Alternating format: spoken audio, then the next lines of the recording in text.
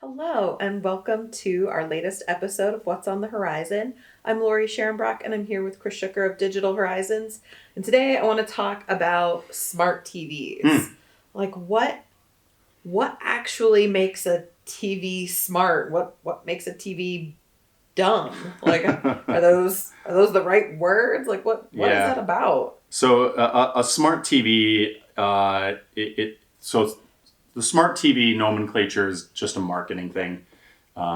These manufacturers, they have to do something to drive sales, Sure. right? Yeah. Usually that's some sort of technological advance, either by improving pixel counts, by somehow improving the video processing process, changing inputs, aesthetic changes. Hopefully, at some point, they'll improve the audio on TVs, or not, because it's great selling soundbars and stuff because TVs sound terrible. But at some point, they run out of, or they don't have the ability to make enough of a technological advance. And so what they do is they'll make some changes to software. And in that case, they started incorporating apps, basically. Oh yeah. And that's where the term smart came from. That's literally all it means is the TV has apps built in, Netflix and things like that.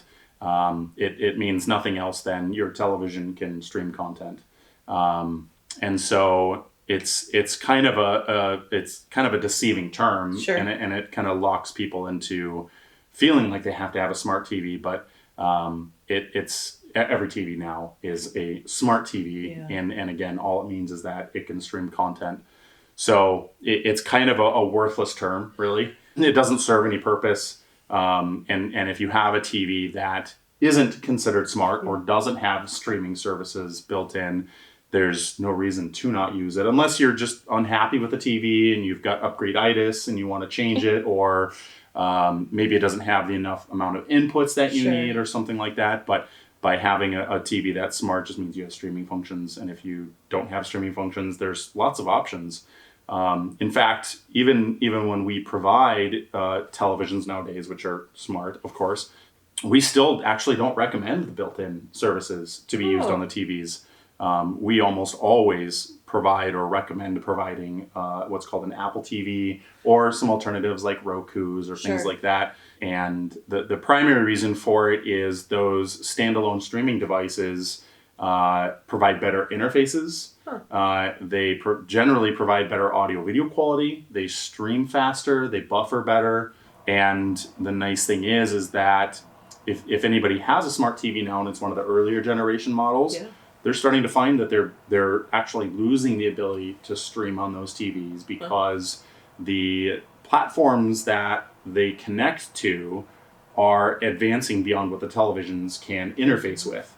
So Netflix and things like that, that app that was in that television 8, 10, 12 years ago when smart TVs first started coming out, can't connect to the newer server or use the content. And so it literally just stops working, and then you have to get a third-party streaming device. So we just start with using a third-party streaming device to begin with, and then it's a lot easier to replace that if needed down the road as things advance, because it's a much less expensive device and it's a fairly easy swap out. So we just jump on that right away. So like a dumb TV is actually kind of smarter. Right. It's Potentially. smarter to Yeah. do that. Yeah. And build that in going with one that doesn't have the apps built into it. Do you find that those have a better picture quality or better sound, or like that you can get more for your money No. by not doing that? No, because everything nowadays is a smart TV. Sure. You can't really go out and get a dumb TV. They just don't exist. And generally speaking, the models that have the best audio video quality are the top end models. Sure. And so they're just kind of, everything has it nowadays. Is there a platform that you like better? Apple TV versus Roku? Are they 6 of one, half a dozen of the other? They basically do the same thing, Sure. but generally speaking, we prefer Apple TVs. And there's a few reasons for it, but one of the main reasons is the integration Sure. of the Apple ecosystem, from your phone, tablets, Mac computers, the ability to do extra things in relation to the Apple TV surpasses or makes it very appealing.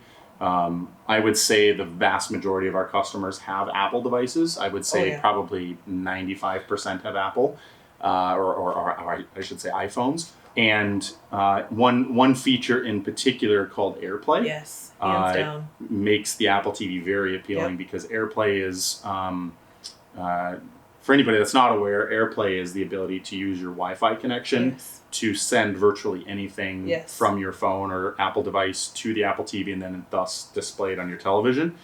So showing family pictures, sharing a YouTube video, you name it. There's some really neat integrations between there that kind of makes the Apple device our kind of default. But we do use Roku quite a bit, and I would say between Apple TV and Roku, that's the primary stuff. The other alternatives just kind of lack a lot of horsepower. Fire Stick is one of the more common ones. Yes, yeah. But they're just very weak in general. We've definitely we prefer Apple TV over everything else. And I don't know if it's worth mentioning if no one's ever seen like an Apple TV. It's not an actual TV. It's it's like a box, right? It's not a screen. You can't go to a store and buy that. It's pretty small actually, right? It is, yeah. It's kind of a, if we're talking smart TV stuff, it's and weird nomenclature. Yes. The naming of that little thing is just weird on their part. But yeah, it's basically, probably twice the size of a hockey puck. Yeah. And it's just small little black box, and it can, as long as your device, your television has an HDMI input, then it can connect to it and turn your dumb TV into a smart TV. Yeah, and it doesn't have to be with any specific brand. I mean, they'll truly work with just about anything. Yeah. Yeah, that's awesome. And you guys have one here, right? In the Experience Center? We have several. Yeah. I bet. So, if anybody's curious about how it works, what it looks like, how it connects with this gorgeous 85 that you guys can't see, but this gorgeous beast that's in here, I mean, they'll work with just about anything. That's awesome. Yep. And so if anybody wants to get advice about that or TVs in general and how to do that and, perhaps score a good quality TV, I'm assuming they can get a hold of you to do that. Yeah, just visit our website, digitalhorizonsmn.com. We have a contact form, or you can give us a phone call, but all of that stuff will be listed there. Awesome. I highly recommend getting a hold of them for any of that. There truly is like nothing you guys don't know about home technology. Like, if you guys don't know it, it's probably not to be known. So, putting us on the spot, right? I can say it. So thank you for joining us on this episode, and we look forward to seeing you next time.